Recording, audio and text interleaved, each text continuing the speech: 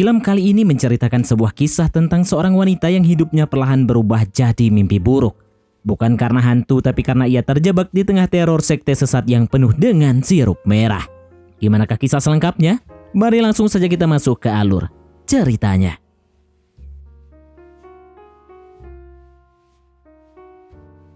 Di awal film terlihat seorang wanita tengah menelusuri halaman lowongan kerja di koran, namanya Aurel. Dengan penuh harap, ia mencari satu demi satu iklan pekerjaan hingga akhirnya menemukan sebuah lowongan. Tanpa ragu, Aurel pun bergegas menuju alamat tersebut. Setelah bertanya ke sana kemari dan mencari cukup lama, sampailah ia di tempat yang dimaksud. Kondisinya sedang benar-benar membutuhkan pekerjaan. Kerjaan apapun siap ia jalani asalkan halal. Aurel kemudian disuruh naik ke lantai atas. Namun sesampainya di sana, sesuatu yang tak terduga terjadi. Lehernya tiba-tiba dicucuk dengan sebuah suntik. Dalam hitungan detik, tubuhnya langsung melemah, pandangannya gelap dan Aurel pun seketika pingsan. Usai kejadian penyuntikan yang membuat Aurel tak sadarkan diri, cerita pun beralih pada seorang wanita bernama Margaret. Saat itu Margaret sedang menunggu seorang klien yang berniat membeli apartemen warisan keluarganya. Sambil menanti, ia berbincang melalui telepon dengan sang adik. Waktu terus berjalan, namun klien yang ditunggu belum juga datang. Di saat yang sama, seorang gelandangan mendekat dan meminta uang. Kehadiran orang itu membuat Margaret merasa risih dan tidak nyaman. Akhirnya ia memutuskan untuk masuk ke dalam apartemen saja. Apartemen tersebut berada di lantai 4, lantai paling atas, sehingga Margaret harus menggunakan lift. Lift itu bukanlah lift modern seperti sekarang, melainkan lift jadul dengan pagar besi. Ketika tiba di lantai atas, ternyata sudah ada seorang pria yang lebih dulu berada di sana. Margaret pun mengira pria itu klien yang sejak tadi ia tunggu-tunggu. Pria tersebut bernama Jordi. Karena terlalu lama menunggu, emosi Margaret pun meledak. Ia marah karena waktunya terbuang sia-sia akibat penantian yang panjang. Kekesalannya makin memuncak sebab Jordi sama sekali tidak memberi kabar bahwa ia sudah sampai di atas. Setelah Margaret meluapkan kemarahannya kepada Jordi, pria itu pun masuk ke dalam apartemen. Di dalam, Margaret mulai memberikan penjelasan mengenai apartemen tersebut. Namun Jordi tampak ingin semuanya berjalan cepat. Ia meminta agar seluruh dokumen pembelian disiapkan hari itu juga. Margaret pun menolak. Ia menjelaskan bahwa hal itu tidak bisa dilakukan sekarang karena masih perlu persiapan dan setidaknya membutuhkan waktu hingga besok. Terlebih ia juga memiliki urusan lain di luar. Tak ingin berlama-lama, Jordi kemudian melontarkan tawaran yang mengejutkan. Ia mengatakan bersedia membeli apartemen tersebut dengan harga 4 kali lipat asalkan seluruh dokumen pembelian bisa selesai hari itu juga. Margaret pun terdiam, heran sekaligus kebingungan. Ia tak habis pikir mengapa Jordi berani menawarkan harga setinggi itu. Padahal dengan uang sebanyak itu, ia bisa membeli apartemen yang jauh lebih bagus dari ini. Namun kesempatan tak datang 2 kali. Tanpa berpikir panjang, akhirnya Margaret menyetujui tawaran yang diajukan oleh Jordi. Sebelum transaksi benar-benar dilakukan, Jordi mengatakan bahwa ia perlu mengkonfirmasi terlebih dahulu kepada bosnya. Alasannya jelas, sang bos ingin langsung datang ke lokasi apartemen karena pembayaran akan dilakukan di tempat. Namun masalahnya Jordi tidak membawa ponsel. Mau tak mau ia pun meminjam ponsel milik Margaret untuk menelpon bosnya. Usai Jordi berbincang dengan bosnya melalui telepon, Margaret memutuskan keluar sebentar ke depan untuk membeli kopi. Baru saja berada di luar, gelandangan yang tadi kembali menghampirinya. Dengan nada aneh, pria itu berkata, "Berhati-hatilah kau wanita cantik, karena sebentar lagi gerhana matahari total akan datang." Ucapan itu membuat Margaret merasa terganggu dan terancam. Tanpa pikir panjang, ia merogoh tasnya dan mengambil sentrum listrik. Seketika gelandangan itu tersungkur. Namun kemarahan Margaret belum berhenti. Ia menendang gelandangan tersebut tanpa ampun dan tanpa belas kasihan. Beruntung seorang polisi segera datang dan menghentikan tindakan Margaret. Orang-orang yang berada di sekitar justru membela si gelandangan. Polisi pun lebih mempercayai para saksi yang melihat kejadian tersebut. Mendengar itu, emosi Margaret pun memuncak. "Lah kok jadi saya yang salah? Terserah kalianlah," ucapnya dengan penuh amarah. Dengan sikap benar-benar tak peduli, Margaret langsung melangkah masuk ke dalam minimarket. Polisi itu pun ikut masuk dan meminta kasir untuk mengawasi wanita tersebut. Di dalam minimarket, seorang ibu-ibu tiba-tiba menyapa dan memberitahu tentang gerhana matahari yang akan segera terjadi. Namun Margaret sama sekali tidak menggubrisnya. Ia tetap bersikap dingin dan masa bodoh. Saat hendak kembali masuk ke dalam gedung apartemen, ia mendapati pintunya terkunci. Margaret panik mencari kunci di dalam tasnya, tetapi tak juga ditemukan. Untungnya ibu-ibu yang tadi menyapanya muncul kembali. Ternyata wanita itu juga tinggal di apartemen yang sama. Margaret pun terpaksa mengobrol dengannya, meski dalam hati merasa risih mendengar ocehan si ibu. Ibu tersebut tinggal di lantai 2 sehingga ia keluar lebih dulu dari lift. Sesampainya di dalam apartemen, Margaret terkejut karena rekan kerja Jordi sudah berada di sana. Wanita itu bernama Victoria. Margaret kemudian membuatkan kopi di dapur. Tiba-tiba terdengar suara mencurigakan dari arah gudang. Saat Margaret hendak memeriksanya, Victoria muncul dan sengaja mengalihkan perhatiannya. Keduanya pun terlibat percakapan membahas proyek rahasia yang akan dilakukan di apartemen tersebut. Mereka juga menjelaskan bahwa bos besar mereka, Salva, adalah sosok yang kaya raya dan begitu dihormati. Namun semua itu sama sekali tak menarik perhatian Margaret. Baginya satu hal yang penting, bos itu segera datang dan transaksi jual beli bisa cepat dilaksanakan. Tak lama kemudian ponsel Margaret berdering. Ia pun beranjak ke dapur untuk menerima panggilan tersebut. Dari percakapan itu, terungkap bahwa Margaret adalah seorang pelakor simpanan seorang sugar daddy. Di tengah pembicaraan, tiba-tiba ia kembali mendengar suara aneh dari arah ruangan gudang. Margaret segera mengobrak-abrik tasnya untuk mencari kunci, namun tetap tidak ditemukan. Ia pun berpamitan keluar sebentar untuk mencari kunci tersebut. Barangkali terjatuh di luar. Karena lift sedang digunakan untuk mengangkut banyak barang, Margaret terpaksa turun melalui tangga. Namun tiba-tiba lampu di area bawah padam. Dalam kegelapan, Margaret melangkah dan seketika terpeleset jatuh. Ia tergelincir akibat pecahan botol minyak yang berserakan di lantai. Saat hendak keluar, pintu itu justru terkunci. Margaret mulai panik. Namun ketika ia baru saja bergerak sedikit, seseorang melintas di depan pintu dan mendadak kunci itu pun terbuka dengan sendirinya. Saat Margaret sibuk mencari kunci, benda itu tak juga ditemukan. Bahkan setelah berulang kali dicek, kunci tersebut seolah menghilang begitu saja.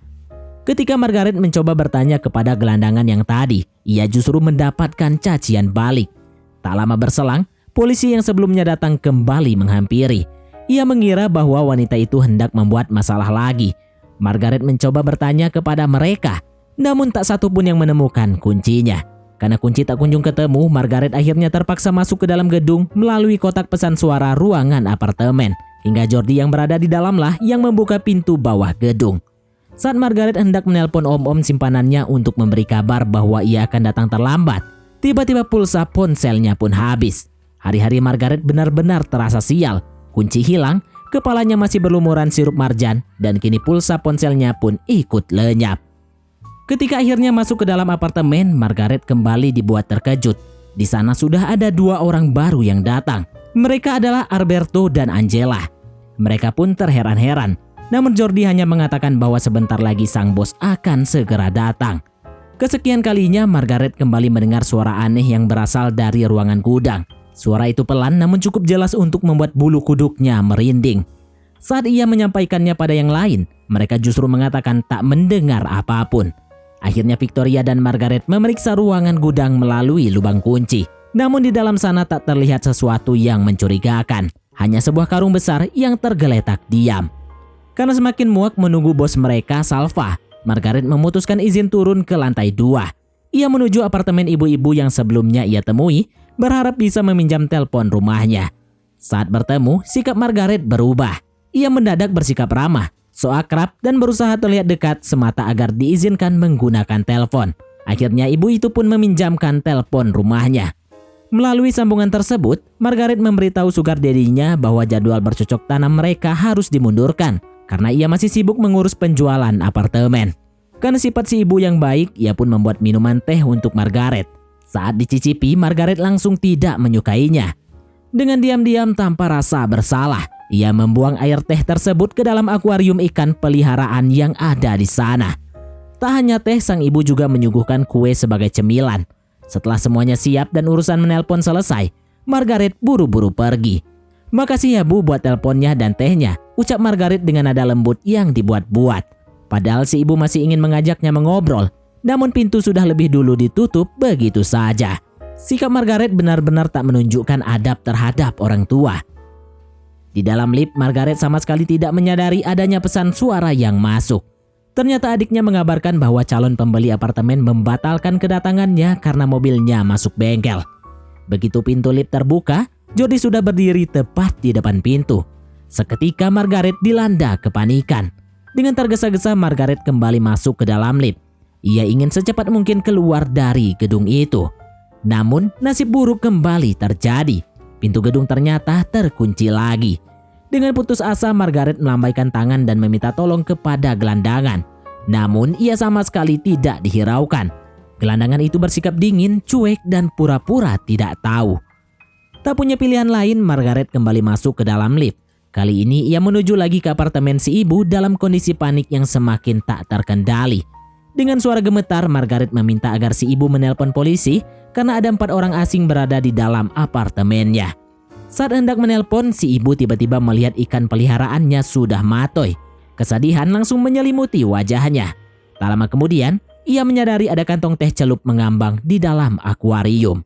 Amarah pun muncul seketika. Di saat yang sama terdengar suara ketukan di pintu apartemennya. Dari balik pintu, Jordi berbohong. Ia mengatakan bahwa dirinya sedang mencari Margaret, istrinya.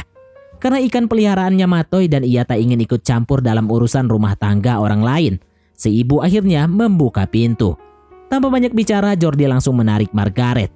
Ia memberi patukan hangat yang menipu, lalu seketika mencekek lehernya. Dalam ketakutan, Margaret tak mampu melawan. Tubuhnya gemetar dan ia pasrah saat diseret. Namun di dalam lift, Jordi kembali mencekek leher Margaret. Kali ini Margaret tak tinggal diam. Dengan sisa keberanian, ia menyentrum Jordi berkali-kali menggunakan senjatanya. Setelah itu, Margaret bergegas menuju lantai bawah. Saat tiba, ternyata Alberto sudah berada di sana. Margaret panik dan segera mencari tempat bersembunyi agar tak ketahuan. Dengan langkah perlahan dan napas tertahan, ia menyelinap menuju tangga darurat. Namun usahanya gagal. Alberto menyadarinya. Kejar-kejaran pun tak terelakkan. Ketika sampai di lantai 2, Margaret teringat akan pecahan botol minyak yang ada di sana. Dengan sigap, ia melangkahinya. Namun, Alberto yang tak mengetahui hal itu justru menginjaknya. Tubuh Alberto terjatuh dan kelapanya terbentur ke lantai dengan bunyi keras yang memecah keheningan. Ketika Margaret akhirnya sampai di lantai atas, tiba-tiba, demi menghindari perhatian tetangga lain, mereka bergerak cepat dan pelan-pelan menyeret Margaret kembali masuk ke dalam apartemen. Dan di sanalah semuanya mulai terbongkar. Identitas sebenarnya orang-orang itu perlahan terungkap. Tak lama lagi bos besar mereka, Salva, akan segera tiba. Sambil menunggu, mereka mulai menyiapkan perlengkapan untuk menjalankan ritual sekte sesat. Lilin-lilin dinyalakan dan tubuh-tubuh dilumuri dengan minyak lintah. Apartemen tua itu ternyata memang memiliki sejarah kelam. Dahulu tempat ini digunakan sebagai lokasi ritual sekte sesat. Saat wallpaper dinding disobek, muncul berbagai lukisan aneh yang selama ini tersembunyi. Margaret kemudian diikat di sebuah kursi. Tubuhnya juga dilumuri minyak lintah. Di tengah ketegangan ketika mereka berkumpul di ruangan utama, Margaret berhasil melepaskan diri dari ikatan kursi tersebut. Dengan napas tertahan dan langkah gemetar, Margaret mulai mencari jalan keluar. Ia masuk ke kamar gudang. Di dalamnya ia menemukan sebuah karung goni besar. Tiba-tiba seseorang muncul dari dalam karung itu. Ternyata wanita tersebut adalah korban yang diculik di awal cerita, yang rencananya akan dijadikan tumbal ritual. Tak lama lagi gerhana matahari akan segera muncul. Di tengah kondisi setengah sadar, Margaret terbangun karena suara bel yang terus berbunyi. Ternyata ibu yang tadi datang kembali. Ia bermaksud mengembalikan ponsel Margaret yang tertinggal. Menyadari kesempatan itu, Margaret tak tinggal diam. Dengan sisa tenaga, ia berusaha meloncat-loncat dan memberi isyarat, berharap si ibu menyadari bahwa dirinya sedang disandra. Pandangan si ibu pun tertuju pada Margaret. Saat melihat tubuh Margaret yang sudah babak belur dan penuh luka, rasa takut langsung menyergapnya. Namun sebelum ia sempat berbuat apapun, tiba-tiba Salva sudah berada di sana. Ia datang bersama salah satu anak buahnya, Emilio. Tanpa basa-basi, si ibu pun ikut diseret masuk ke dalam apartemen itu. Kini semua orang telah berkumpul di ruangan tersebut. Margaret ditetapkan di lantai, dipaksa menyaksikan jalannya ritual yang akan mereka lakukan. Kelompok ini adalah sekte sesat yang meyakini kekuatan gaib dari gerhana matahari. Dan Salva berdiri di pusat ruangan adalah pemimpin dari upacara ritual tersebut. Di dalam lingkaran ritual, Aurel dijadikan tumbal. Tubuhnya terbaring di tengah dikelilingi oleh orang-orang itu. Tatapan mereka kosong dan dingin. Dan tiba-tiba saja ruangan berubah menjadi gelap gulita. Tak ada cahaya lain selain nyala lilin ritual yang bergetar pelan. Itu pertanda gerhana matahari telah dimulai. Pisau pun dikeluarkan oleh Salva. Dengan suara datar penuh kuasa, ia memberikan perintah kepada Emilio. Dan jebret, kelapa Aurel terputus. Cipratan sirup merah menyembur ke segala arah, membasahi lantai dan wajah para pengikut sekte sesat itu. Ritual pun berlanjut. Salva lalu menyerahkan sebuah pistol kepada Angela. Satu persatu mereka bersiap melakukan bundir. Di saat yang sama, Margaret perlahan-lahan mulai membuka ikatan kaki dan tangannya. Tangannya gemetar, napasnya tertahan. Dan tiba-tiba saja satu persatu anggota sekte roboh masing-masing dengan satu tembakan. Tak ada jeritan, tak ada penyesalan. Yang tersisa hanyalah Salva. Sekilas Margaret mengira dirinya yang akan ditembak. Namun ternyata pistol itu diarahkan ke leher Salva sendiri. Seketika semuanya pun berakhir. Tak ada satupun yang tersisa. Semua pengikut sesat itu matoi di tempat. Dengan tubuh gemetar dan napas tersengal-sengal, ikatan Margaret akhirnya terlepas. Ia berlari menuju gudang untuk menyelamatkan si ibu. Namun saat sampai di sana harapannya runtuh, si ibu tidak bernyawa lagi. Kunci akhirnya berhasil didapatkan. Tanpa menoleh ke belakang, Margaret berlari sekuat tenaga keluar dari gedung itu. Saat tiba di luar, dunia terasa begitu asing. Orang-orang justru berkumpul melihat ke langit, menyaksikan gerhana matahari. Tak satu pun menoleh ke arahnya, tak ada yang peduli. Begitu gerhana berakhir, Margaret menjerit sekuat tenaga, meluapkan semua ketakutan yang selama ini ia tahan. Tak lama kemudian, polisi pun datang. Namun Margaret justru diminta kembali naik ke atas untuk mengecek apartemennya. Saat tiba di sana, pemandangan yang tersisa hanya dua jasad, Aurel dan si ibu tua. Para mayat pemuja sekte sesat itu menghilang begitu saja. Tak ada jejak, tak ada bukti. Margaret terpaku, bingung dan kosong. Tak seorang pun tahu apa yang sebenarnya terjadi. Tak ada saksi mata yang melihat anggota sekte sesat itu masuk ke apartemen. Sebaliknya, warga sekitar justru melaporkan bahwa sebelum kejadian pembunuhan, Margaret terlihat arogan dan memukuli seorang gelandangan. Dan pada akhirnya Margaret lah yang ditetapkan sebagai tersangka dalam peristiwa gila tersebut. Ia hanya bisa menangis, pasrah, tak berdaya, dan tak tahu harus berbuat apa-apa. Dari kejauhan, gelandangan yang melihat Margaret dibawa masuk ke dalam mobil tersenyum lebar, tertawa puas, dan film pun tamat. Oke, baiklah, mungkin sampai di sini saja teman-teman untuk alur cerita film kita kali ini. Terima kasih buat teman-teman yang telah mengikuti alur cerita film ini sampai selesai. Sekian dari Mimin, sampai jumpa di konten berikutnya.